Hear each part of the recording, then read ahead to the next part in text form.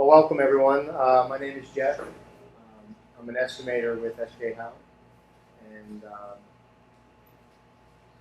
I like to open up with just to kind of tell you some of the reasons why we have these workshops. We've been doing the workshops in different communities along the shoreline, just because obviously there's so many changes in the codes and the different things that you need to get your house lifted. And also, since Sandy, there's been such a great amount of contractors that's just kind of poured into the industry. And what we've been seeing is a lot of the contractors, they have the right intentions. They want to help. They want to do their, start a business, get their business going. However, you can lose so much money, so much time choosing inexperienced.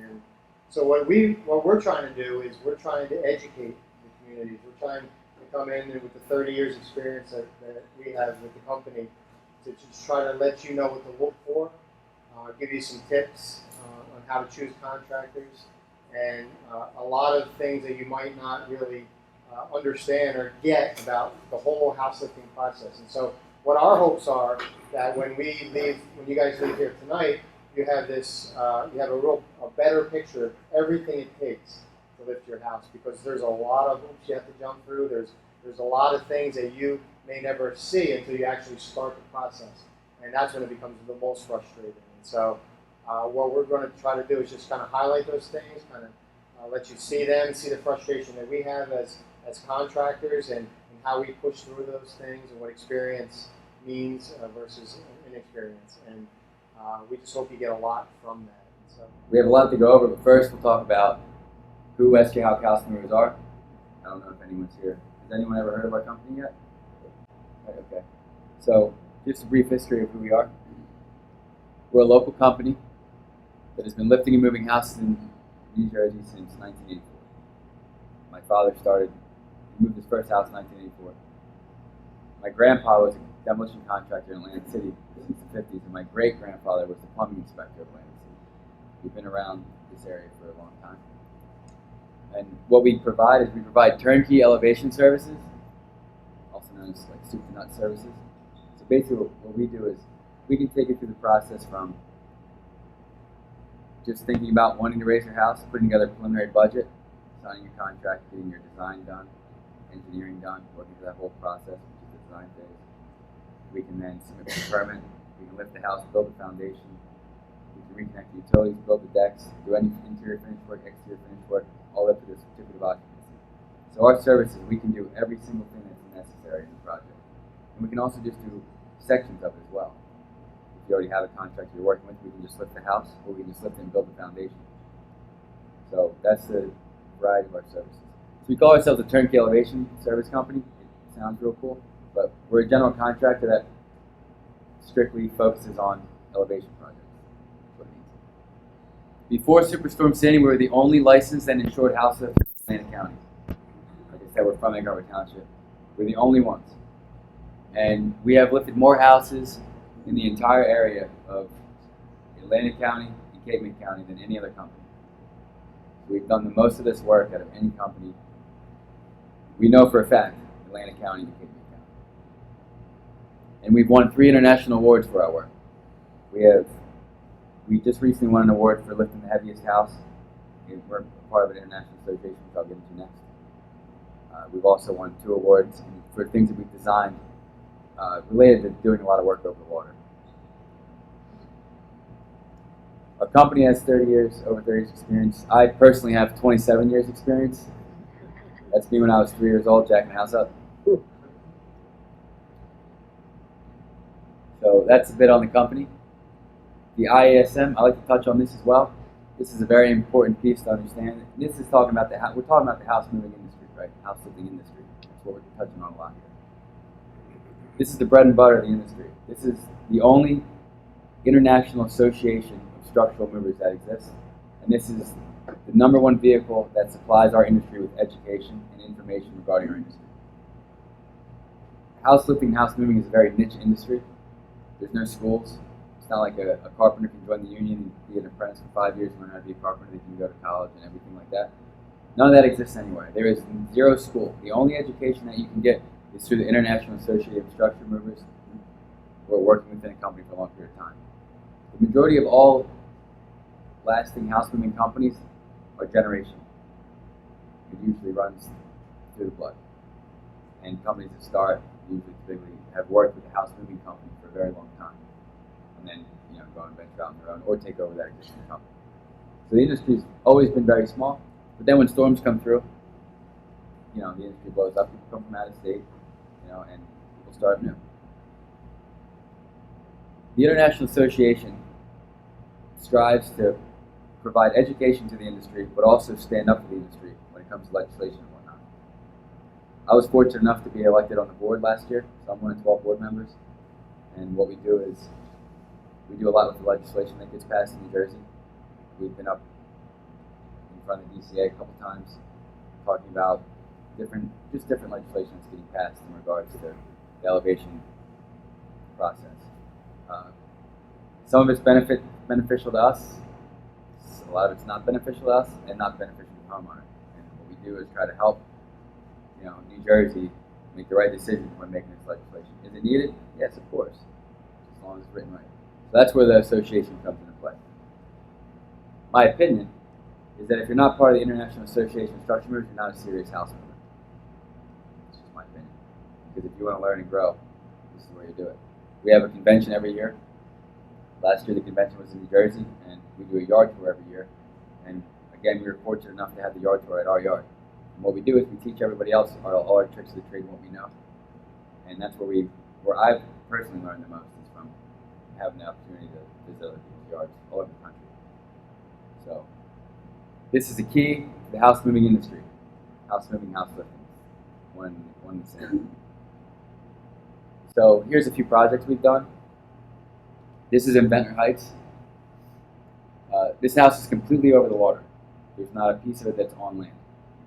And what we did was we lifted it up. We rolled it off the water with these are crib stacks. This is what the wood is, and then steel beams on top. These crib stacks are sitting on top of something that we designed. It's something we won an award for. It's called a crib craft. We float it out there and sink it down so we can do work over the water. And we put these in the ground. We rolled the house on the land, drove the piles and rolled it back over, set it down, and that's it finished out. We did the entire job, soup to nuts. Here's another one we did in Ocean City. That's it before. That's the house elevated. Back on the foundation. And finished. We've done roughly 75 turnkey jobs just in 2016. We've lifted closer to 150 just this year. So now we'll get into the nuts and bolts. Why should I raise my house? Some of you may know a lot of this information, but I just feel it's extremely important to touch on this. This is the whole reason why you're even at the workshop. There's something on this list. So to start from the beginning, FEMA, which is the federal government, changed the flood maps in the entire USA and is changing them. They're in the process now.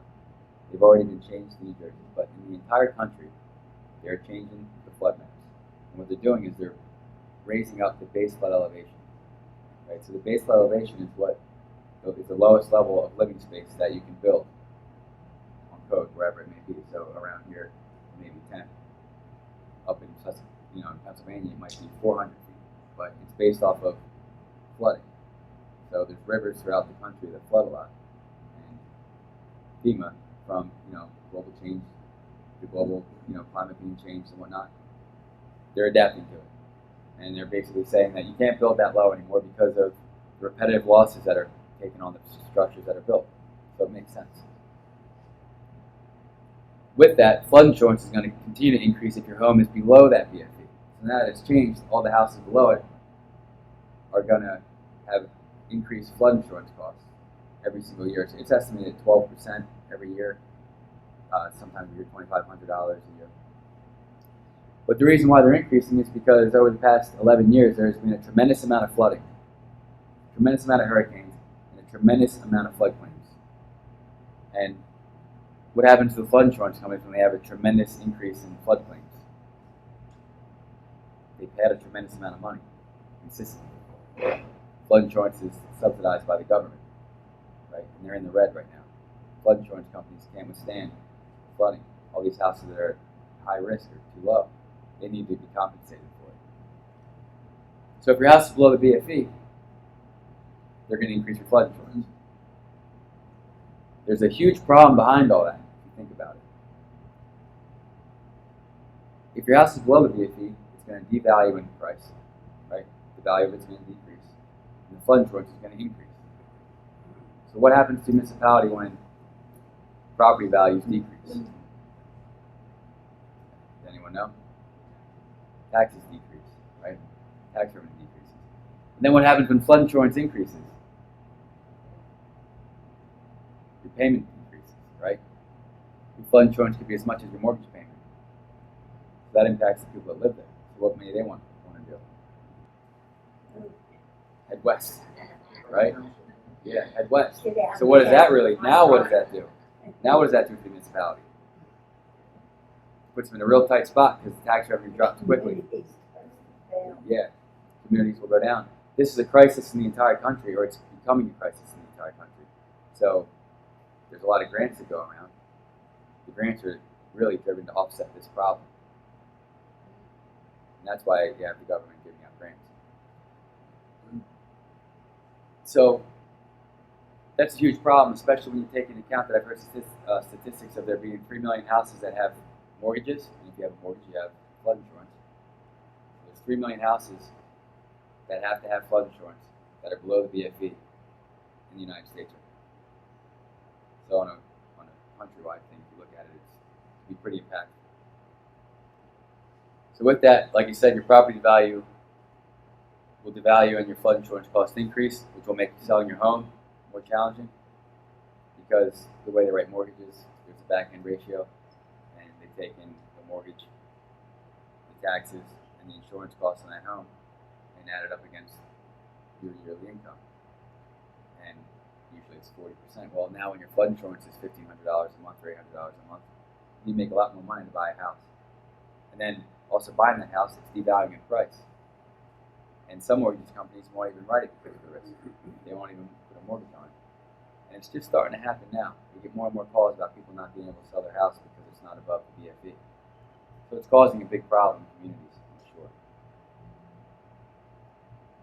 And if you ever decide to remodel your home, you'll need to meet new codes. If you put 50, this is general. This has always been before the storm and everything. This is why we raised a lot of houses before the storm, because of that one. If you put 50% of the value of the structure into it, you have to meet new code. You have to bring up the new code. Some places it's only 40%. New code means the new elevation. Before the storm, 1988 data was here, and the 1929 data, which are the two old BFEs, base elevations. 88 data was here, 29 was here. So we were raising houses like 1.5 feet, 2 feet, just when people were completely remodeling their houses. No big deal.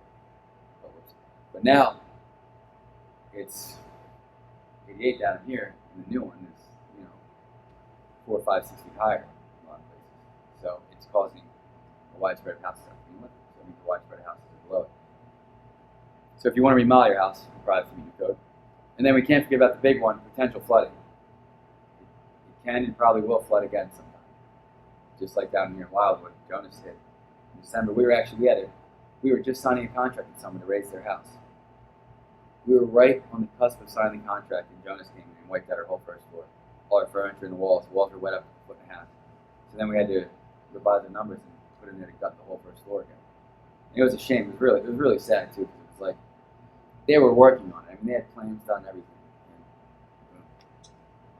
And those are the basics of why you should raise your house. Any questions on any of this? You mentioned about grants and stuff. How do you done that? We got a big piece on it. We'll get to that. So it's a good amount of information. The BFE is the base flood elevation. Yes. And every community is a little different. Yeah, every community is allowed to put a freeboard on top of that, which is related to this. This is just a basic chart of what the increases in insurance can look like. This is all over the internet. You can find very easily. Your flood insurance premium, these aren't exact numbers or anything, of course. Everyone knows that. Premium at 4 feet below base flood elevation, you're looking at $9,500 a year. Premium at base flood elevation, $1,400 a year. And premium at 3 feet above base flood elevation, $427 a year. So what dictates the 3 feet above base flood elevation is what really is the freeboard for your town. So each municipality adopts a freeboard if they choose to. Steph, do you know what Wildwood is? It's either one or two. The average is It's 2, right? Okay. So the base flood elevation is right around 9, and then Wildwood demands 2 feet above that. So Wildwood's minimum elevation requirement is 11. The reason they put that on top is because it allows for the municipality to get better rates on their flood insurance.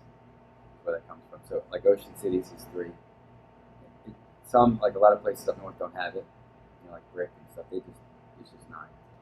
So that's what the freeboard is, what the municipality puts on top of the federal government's base flood elevation for New Jersey, the municipality. All right, you ready to get into the whole process? Yeah? Okay. Lifting a house, where do I begin? This is our lifting process. It should be similar to other companies, but I can't speak for other companies. So this is how we do it. The SJ Hauck Houselifting process, I broke it down into 4 categories. Design build contract, the planning phase, the construction phase, and the post-construction phase. What's a design build contract?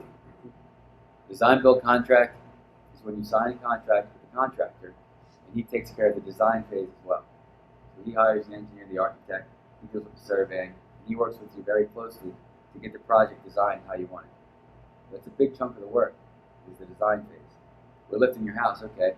There's what kind of finishes do you want? How high up do you want to go? Do you want to put a garage under it?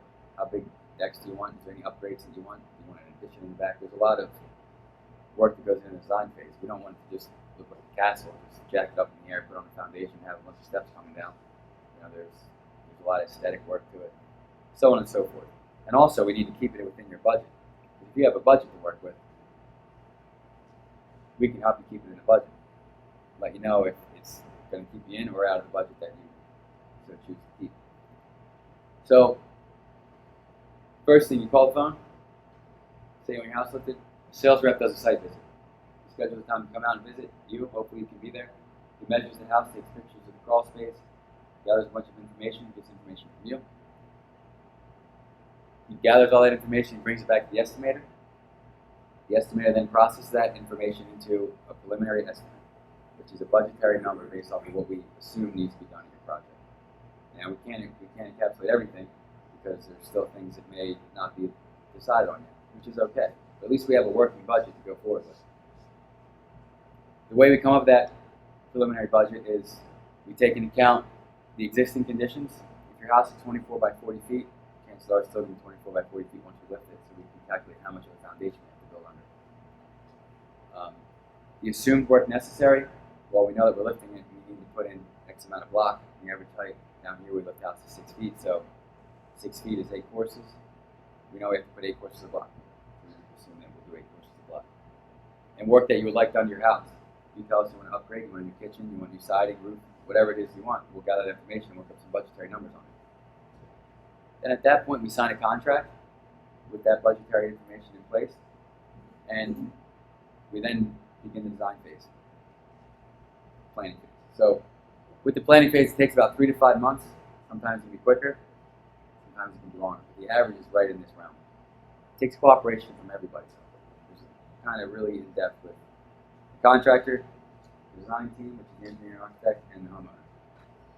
So as soon as we sign a contract, we engage an architect and an engineer. We get a soil boring. Now, soil boring is what tests the soils to see if the soil conditions that exist on your lot can withstand the additional load we're going to put in place for raising the house. If the soil conditions are poor, then you need piling. It's either cocoa piles or timber piles. If the soil conditions are good, then we just need to spread footing. The engineer then does a site visit. He inspects your foundation to see if it can be saved or not. Sometimes foundations can be saved if they were built after 1970. Chances are they can be saved. But if you get in the older houses, chances are they might rebar, they might not be deep enough, wide enough, who knows, there might be existing settlement. So we have the engineer inspect the foundation. Then the architect has a meeting with you to discuss the design. He's going to say, what do you want? You know, oh, I'd like a new deck in the front, I'd like it to be 6 by 10 or this big or that big. And he'll let you know if it's doable or not. We'll take into account setbacks and everything. He just helps you through the design phase. You want windows in your foundation? Do you want a garage? Do you not want a garage? Like, all this is questions that you have to answer.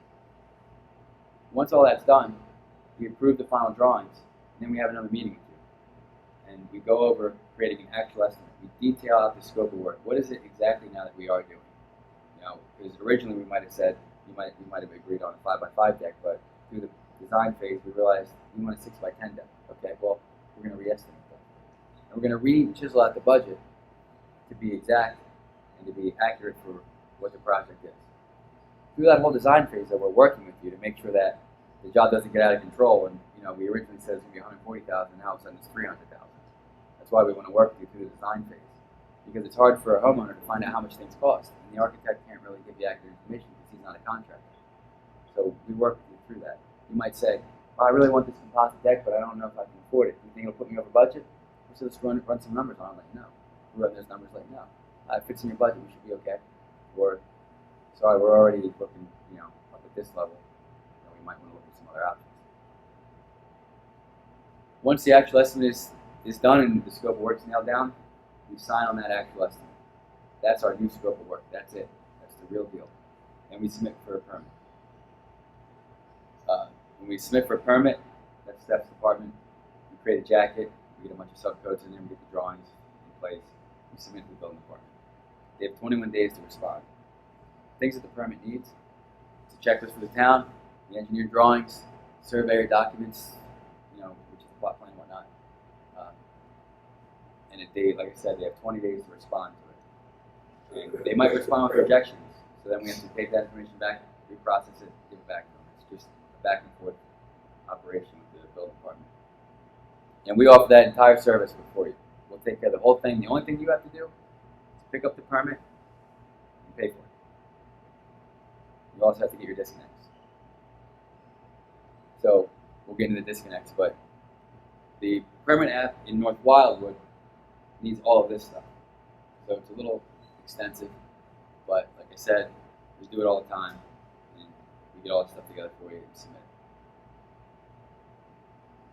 We don't need to go over it all. It's just a bunch of stuff. We'll let Steph do it. But the disconnects that you need.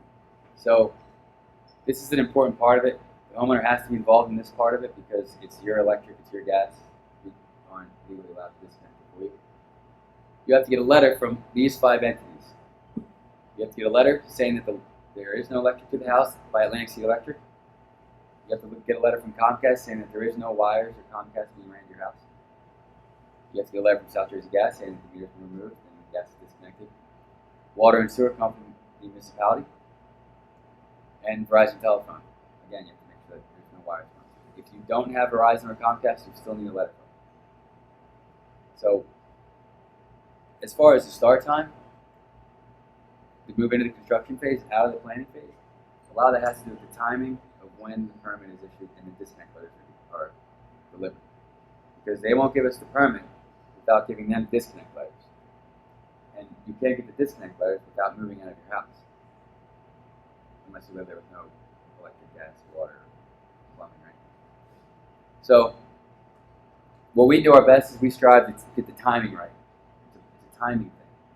So what we'll do is we'll submit the permit. You'll be living in your house because we don't want you out of your house longer than you have to be. So what we do is we submit for the permit, we get a zoning permit, then it goes in the building. And while it's in building, we can kind of narrow it down when that building permit is going to be issued. because again, it's in the municipality's hands, not ours. That's when Stephanie will call you and say, let's start working on these disconnects, because South Jersey Gas might take 4 weeks. We might have the permit in 3 weeks. So then we'll get a phone call saying the permit's ready to be picked up, you just have to submit your disconnect letter. And then you are hopefully wrapping up your disconnect letter, still living in your house. Once you get all those, we already have a tentative start date because we know when the permit came in. We take those disconnect letters down to the building department, get the permit, and we can start in weeks. And that's the best way to be able to minimize the amount of time you're out of your house. It doesn't always go that way. We just try. It's a guessing game. I mean, we have to try to project when the permit's going to be issued, when South Jersey Gas is going to come shut the electric or the gas off, so on and so forth. So sometimes we can get it close, sometimes we can't. It might be a couple weeks. But we're always there within a month of the permit being issued. No matter how busy we are, we're always there within a month of the permit being issued. So chances are sometimes you might be out of your house a month. And you might hear stories about people being out of the house for 3 months before anyone started. And it could be the contractor. I'm not speaking up for everybody, but it also can be that the permit and the disconnects weren't scheduled right. Maybe the homeowner jumped the gun getting the disconnect and had to move out. There's other factors that go on as well. So the construction phase. Am I going too fast? We're good? Any questions on the planning phase? So the construction phase. And you can see the planning phase is typically longer than the construction phase. And the planning phase is really where the bulk of the work is. Not physical work, but if you have a good planning, if you do the planning phase right, the construction phase usually goes pretty well. The first thing we do is pre-lift demo.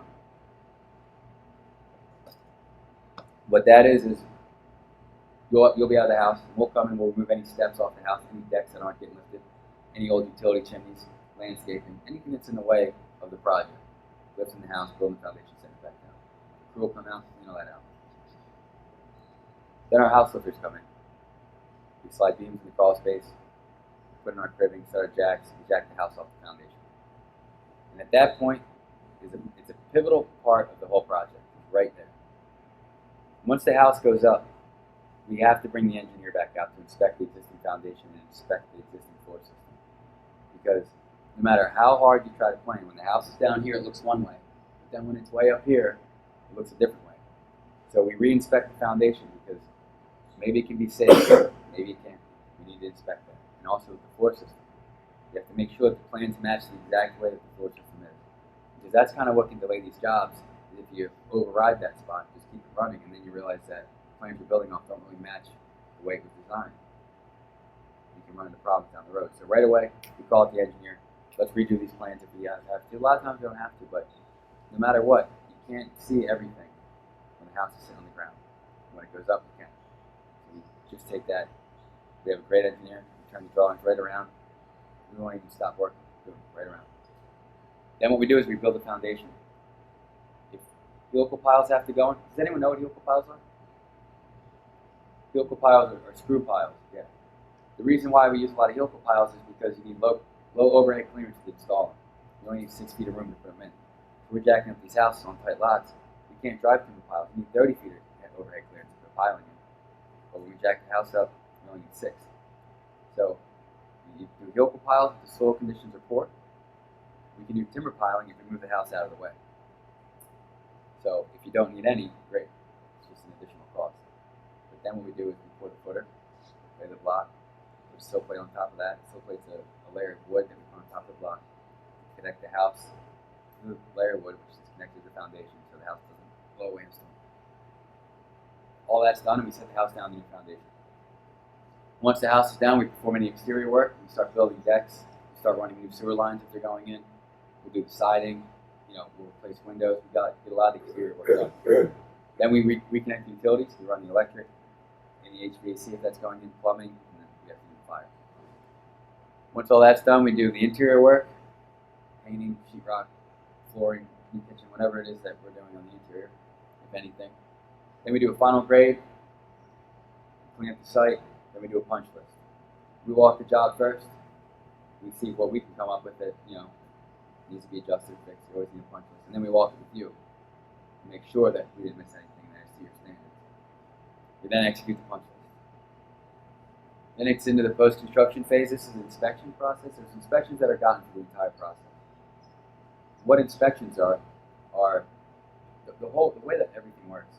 Construction is we have to build what an engineer tells us to. That's the engineer plan, right? Engineer architectural plan. And then the inspectors inspect to make sure that we're building it to what the engineer says, and to the municipality's code requirements. So throughout the overall process, we're getting inspections done by the municipality. Once the job is done, we have to get a final building inspection, right? So we have to get a framing inspections and all those, and then a final building inspection. The final building inspection, they review all the inspections up to that point to make sure that everything was done right, inspection-wise. They also inspect the entire job to make sure that we did everything right. And then they inspect the plumbing, they inspect the electric, they inspect the fire, which is your smoke alarms and things like that. And then after that, we then submit a final as-built drawing, which is the drawing of how the house looks now. And then we get an elevation certificate, which is the whole reason you go through this entire process anyway. That's what tells you that you're at the new BFE. Then we take all that stuff and we submit it again to the building department, and we get a certificate of occupancy. Once that comes in, we can close out the project and we can move back in. Post-construction phase is in part of that 3 to 4 months. Can the construction phase be longer? Absolutely. It could be 5, 6 months. It depends on the scope of work. Depends on the intricacies of the job. Can it be 60 days? It's been before. It can be again. It just depends on the job itself. We put all those numbers together for you. We drop the schedule. We let you know what the schedule is. We assign a project manager to the job. Project manager is your one main point of contact for the entire process. So you don't have to call a bunch of people, wondering what's going on. He'll give you updates consistently throughout the entire process. If you have any changes you want, you tell him. If you don't want to do anything, you tell him. He runs the entire job for you. He keeps you happy. If he doesn't keep you happy, then he's probably not going to work for us. So, things to know about the lifting process. 2 things is what it really comes down to. Dependent upon the scope of work, the average time out of your home is 3 to 5 months. It can be 6 or 7 months. It's very rarely 60 days, but it can be. It has before. The average time, the way we come to the average is we just take the last 100 jobs we did. How long were these people out of their home? So it was all between 3 to 5 months. The average time from signing a contract to closing out the project, on average, is 7 to 9 months. So if you sign a contract with us tomorrow, we would hopefully be parting ways in 9 months. Job well done.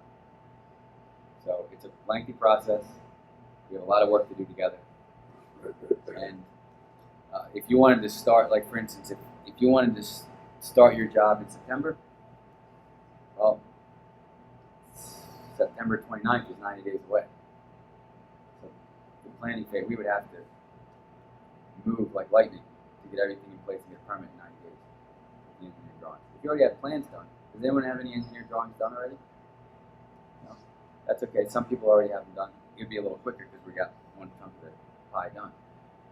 So those are the 2 important things. Anyone else want to know anything about the actual process of how it's done? Any questions on the actual construction part?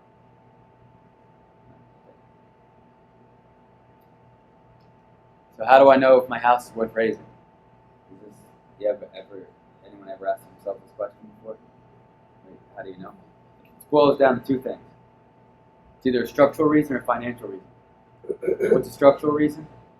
It refers to, is the house built adequately enough to lift it? Was it built 150 years ago and half the thing is rotted away? A lot of old houses, there wasn't much code enforcement. So they kind of built how they wanted to. Some were really good, some aren't as good. The house just might not have the right worth in it. Right? So structural reasons have to relate to the way the structure is built, pretty much. There's times where there's masonry houses, there's CMU, which is block right on top of the slab. It's going to cost so much to raise that, and it's not going to be a good job. We might roll it out. It's not worth raising due to structural. It might be a good house, but it's all concrete and it's on the slab on the ground, and it's not a structural slab. It's a slab that we can't really raise. And it's just the amount of work that has to go into it. You'd be better off building something new. That's structural reason. Financial reason, similar to what I just ended with. Is it worth putting $150,000 into your home? You're going to get the equity back on it that you should, right?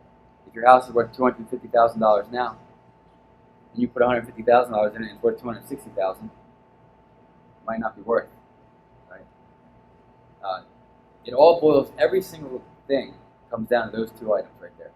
What we've learned from all the jobs we've done is that the majority of houses we raise have had the equivalent or greater equity added to the property.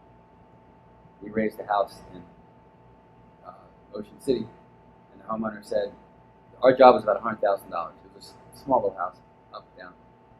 He said that he was amazed it increased his equity in his house $200,000.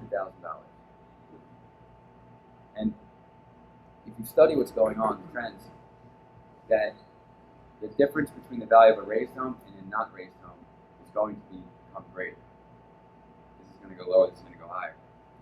Because right now we're in the beginning, it's been 3 years, it's been a while, coming up on 4. But how many houses have been raised and then resold? Not many, right? So it's hard to get comps on them. You don't know exactly what they're selling for, but the ones that are. I have a friend, and well, we work for him. In Brigham, he buys houses, hires us to raise them and to resell. He's making a killing on the return on them. Almost to where we should charge him more. But it's because he's getting these houses that are not worth anything because no one can buy them. He's raising them, getting a good return on the equity. So what we've learned, and we can show you examples, I'm just not making it up. What we've learned is the majority of houses that we raise are getting a good return on the equity. When you put 150 grand into it, you get a good return. But if you don't, in either one of these examples, the only other option is to build new. Well, you can leave it where it is, or you can build new. And what we did is we started a division called SJ Hauck Homes, where we build modular homes, custom-built modulars. Just like it says, it's an efficient approach to a quality home. And the reason we started this mainly is because, A, it coincides with our business model. We move a lot of houses, and these are moved from the factory. So it coincides with what we do. But it also completes our service package to provide to our customers. Because when someone calls us and says, we tell them, sorry, we can't raise your house, it's not worth it. They say, what should I do now? We tell you, well, now we can. We can offer you a new house. And does anyone have any experience with a modular home? Anyone familiar with modular homes? Basically, the thing about a modular home is it never sees a drop of water. It's built inside a factory. It's built in boxes and pieces, and it's shipped to the site, put together in a day, and the roof is finished every single time. Never sees a drop of water. As versus stick frame, is it gets rained on, it dries. It gets rained on. It's wintertime, it snows. It's rained on, it dries. It's rained on, it dries. This is very quick. We do a design, and you can design whatever you want. Any stick frame home that you see, we can do in a modular. They're all inspected by engineers, third-party engineer inspects them. They're really, it's actually the technology. It's amazing, really, how they build these houses. I'm even amazed by it. But you order a home, we work out the drawings, whatever you like. We send it to the factory. We get a permit while we're waiting. 6 weeks later, the house arrives. In 6 weeks' time, in 2 days later, the house is put together. The roof is on. We built the decks. We side it. Do some finish work. We move back in. It's quick. Like that. You can turn your home. If you're tearing your house down, we can tear your house down. We could get a building permit. Your house could still be there. We could apply for the to build the home, which will take 6 weeks. You can then move out. We can demo your home, build the foundation. 6 weeks later, the house is there, and then a month and a half later, you move back in. You got your house in 90 days. Have a brand new house. It can be done. Not always, but it can be done. That's the benefit of the modular, and they're actually more cost efficient. The bigger the house is, the more money you save by going for modular. Because the smaller homes, just the cost of it. If you're building an 800 square foot home, the stick frame 800 square foot home and the modular is about the same price. You can't compete on a lower scale. But it's when on a larger scale that it's a factory production, so you can really compete. So the more square footage, the cheaper the price gets with the modular. It's always an option. So from there, here's the big one. I'm gonna let someone else talk about this. But how do I finance my project? Scott, you come up? Sure.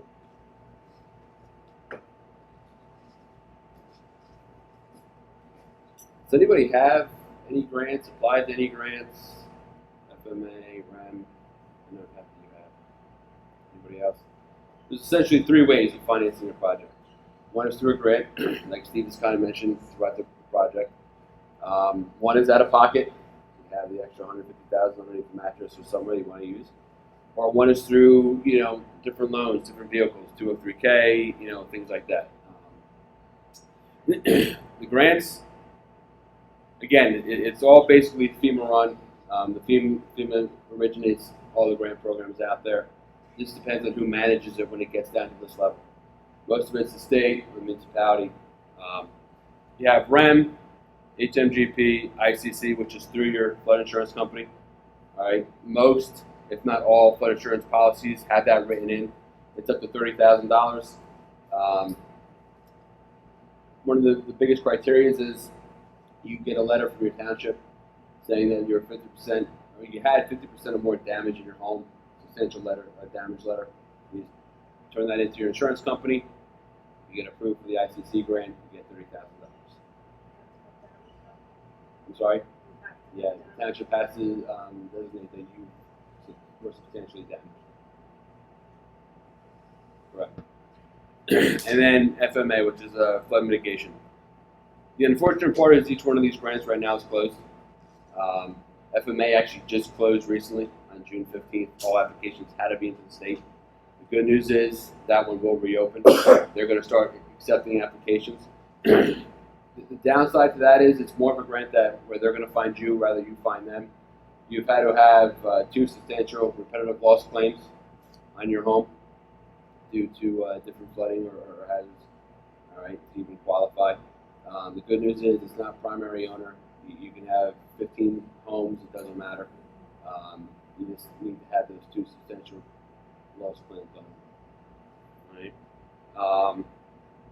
right? REM, again, I mean, nobody really has it, so I'm not going to spend a lot of time on it, but that is FEMA money, state run.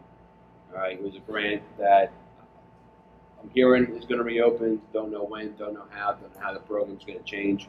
It's changed a lot even since it has been open. They allowed about 7,700 people in the first round.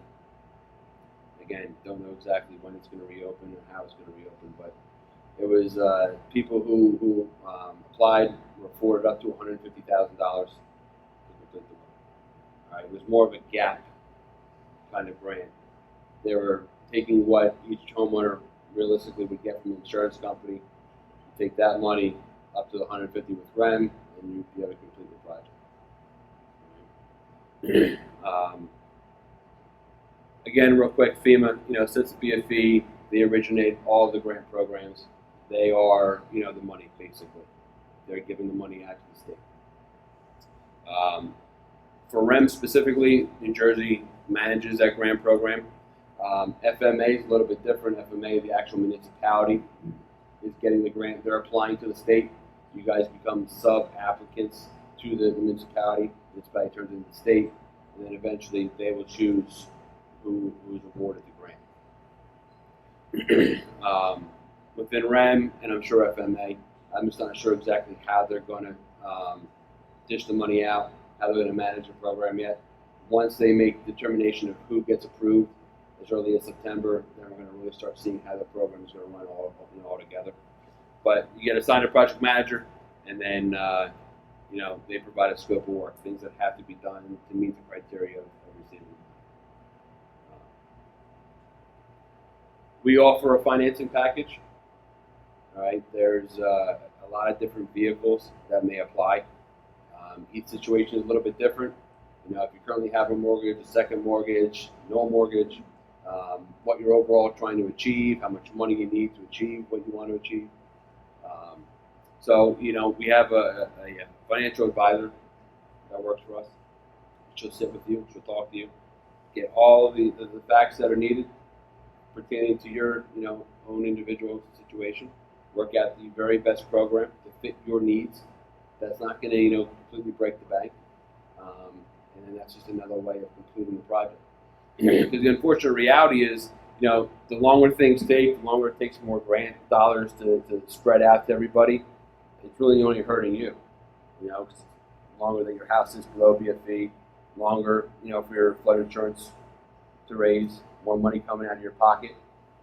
It's a struggle, and we obviously understand it. It's a lot of money.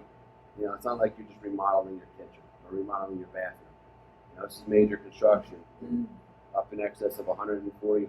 It's not chump change, but you kind of play that game of how long do I wait, how much more money do I want to throw away, versus maybe I just get up and I cut my losses where I did. But if you're interested, we can definitely set you up with Camille. Again, she's great. She knows all the ins and outs of construction loans. She's been doing it for over 30 years.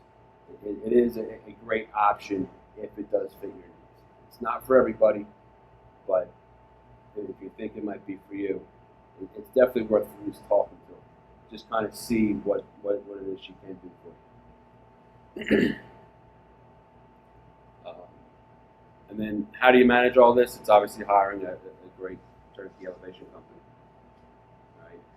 One that's going to be basically there for you. Because at the end of the day, it's not really what we want. It's what you guys want. It's what's going to get you from point A to point B. We work for you. It's not what I want to do to your house. It's what you want us to do to your house. Right? Experience is a huge factor in this. Projects can go very, very wrong very, very quickly. It really takes the experience of a person, of a company that's been through this and knows all the ins and outs. It's construction, like I said. There's never a perfect project. Things run smoothly, absolutely, but you're always going to hit a small bump here and there. It's up to the contractor to know what to do because they've seen it before. You don't want somebody to kind of I think that over. And that just doesn't. It's not in your best interest. So experience is huge.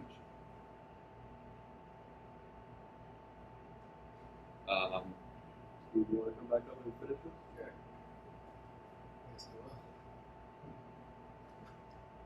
I will. This is the list. Now, this is we're talking about when you go to pick a contractor. I want to take myself out of wearing the shirt and kind of just represent the industry a little bit more, because whether you hire us or somebody else, if you hire the wrong guy and he botches your job, it's going to have a direct impact on us and our industry. And that's what we do not want. You don't have to use us. Of course, we want you to use us. But if you don't, we want to at least make sure that you use someone who's qualified to do this type of work. These are some basic points that I think that everybody should go by when they pick a contract. Of course, hire proven professionals, right? Number one. But make sure they have a qualified staff to handle your project. We just went through a lot of information, we went through a lot of stuff. We have a huge office staff. We have a lot of project managers. This takes a lot of people to do these jobs. Now, if you just do one after, you do one, and you finish that one, you do another one, you might not need to. You might not have that much experience either. But you always want to make sure they have a qualified staff. If they have their niece doing their books over the summer, it might not be very good. You're giving them run a lot of money for the company. You've got a $100,000 job going on. You just want to make sure you have the right people in the right position. If it's a one-man show, are they able to do the entire project themselves? Can they be your project manager? Can they be your carpenter? Can they be the company's bookkeeper? Can they be, the sales guy? Can they be all those things? You just want to look into it. And I always say meet them at their office. Always meet them at their office. Go to their office, see how they work. What's the operation look like in there? What if they don't have an office? What if they just only have their truck? Oh yeah, take a seat in my front, in the front seat for a while while I'm talking. Buy a cup of coffee. You don't know. But it's important. And then ask them for references from past projects. There's nothing wrong with asking for that information. We love it when people ask. We love it. Yeah, we'll tell you all sorts of jobs. We have 2 jobs going on Wildwood right now. 335 Northwest 18th Street. I'm with Bob Shoemaker. So we won't have a problem talking about us. And we have one up on 132 West Chestnut. And, we just looked at that for a contract. But right now, and we've looked at houses around here. We have houses, up and down the coast. Project. Give you a list. The other thing that does when you ask for past references of past projects is, what if they don't have it? You're going to be the first one. I don't think that this is a line of work that you want to be the first one that somebody does. You want to make sure that you have the proven professionals. And if they don't have any references and they said they did a bunch, you don't have any references and they said they've done a bunch of work, well, why aren't they giving them up to you? Are they all, going to say something for it? And then ask your municipality if they're familiar with the company. I think that's great. That's not a deal breaker though. If the municipality doesn't know, they might not ever have done any work on it. It doesn't mean they don't know what they're doing. There's tons of different municipalities, but it's extremely important to check in on it because the municipality will let you know, one way or other, if they're a good contractor. They can't. It's a conflict of interest if they, recommend a contractor. But, hey, as the building department, have you ever heard of SJ Hauck Houselifting? Have you ever heard of so and so? Yeah, I heard that. What do you think? Oh, nothing. They're great. They got the permit. Everything went fine. All the passing inspections working fine. Or they say, oh, well, I just red tagged 2 of their houses. They didn't have the right permits. They've been shut down for 5 months. It's all public information and shit. So it's good to check the municipality, get their input, and do your homework. And then it says not someone else's experience. All we mean by that is do your homework on the contract. Do all of this stuff. Don't be swayed by one good speaker who sat down with you and told you everything you wanted and you signed the contract because he was just the man. He was so great. Don't get fooled by the first visit. By us either. I mean, Jeff is a good-looking guy. Don't let his looks fool you. No, he's a good guy. But anyway, and when you talk about other people's experience, that one person might have had a bad experience, but you don't know why. Try to talk to multiple people because you never know what could be the cause of a bad experience or what could trigger it. It could be something that had nothing to do with the contract. It could be because they had to live with their mother-in-law for 3 months and they drove her crazy and it was the worst experience they ever had. Who was your contractor? Oh, it was this guy. But it was the worst experience they ever had. You never know. Information gets jumbled together and you just want to make sure you talk to multiple people. And if you can't find anyone, then the contractor should be able to know some people that you can call. And always ask them if they have any jobs in progress or recently completed that you can drive by and look at. Go look at their work. Go look at their work. If they don't have any pictures of work they did, then how do you know exactly what your house is going to look like? Can they show you any exact references or details of decks they built or siding jobs they've done or complete turnkey jobs they've done? It's very important to know. And it's always good to go to jobs in progress. Job site look abandoned, look wrecked. And then you can call the contractor and say, hey, I went by that one job. It doesn't look like anybody's been there in a while. Why not? And maybe he'll tell you why. Could be a good reason. Might not be. Might be like, I don't know. Who knows? But dig for information. Don't be shy. Dig for the information. You can demand all this stuff. Any good company will gladly give you this information. Because also what this shows to a contractor, it shows that you're probably going to be a good customer. You're going to care about the project. You're going to respect the work that he does. Companies like us, I know I can speak for myself here. We take pride in what we do. I've looked at houses my entire life. It's what I live for. I take pride in it. I want you to take pride in it also. So when you ask for this information, you show that interest. And, you're serious. You don't just want the cheapest guy on the market because you don't care about your project. It'd be dangerous. But for us, we always give the invitation out. If you see one of our jobs in progress, we encourage you to go talk to our employees. And they all know. They love it too. Go up and talk to them. They'll gladly take a couple minutes to explain to you what they're doing at that moment. If you live in a house, they'll show you what they're doing. If they're building a deck, they'll tell you about what they're doing. They'll tell you about the company. Ask them. Ask them if it's a good company to work for. I'm confident that all 56 of our employees will say yeah. And don't assume. That kind of ties into the common thread that we went over. Just don't assume things. Just because this guy said it was a bad experience doesn't mean it's going to be. Is it challenging? Yeah. Is it emotional? Yeah. I mean, think about it. You're hiring us, we're coming in. You're throwing steel beams under your house that you've lived in and loved forever. You're going to jack it up in the sky. It looks crazy. It's safe, but it looks crazy. All this construction goes on. Your grass gets torn up. It's just the truth. It can be emotional. And furthermore, you just had a flood three years ago had to move out of your house. And here we go again, coming and jacking this house. It's emotional. We know. We do our best to work through it with you. But just don't assume on what's going on. Just look for the information. Look for the truth. Talk to multiple people. Don't just go off one person's experience. Good or bad. Good or bad. Goes both ways. And I think that those are the main points to think about when you're hiring a contractor. The best advice is ask questions.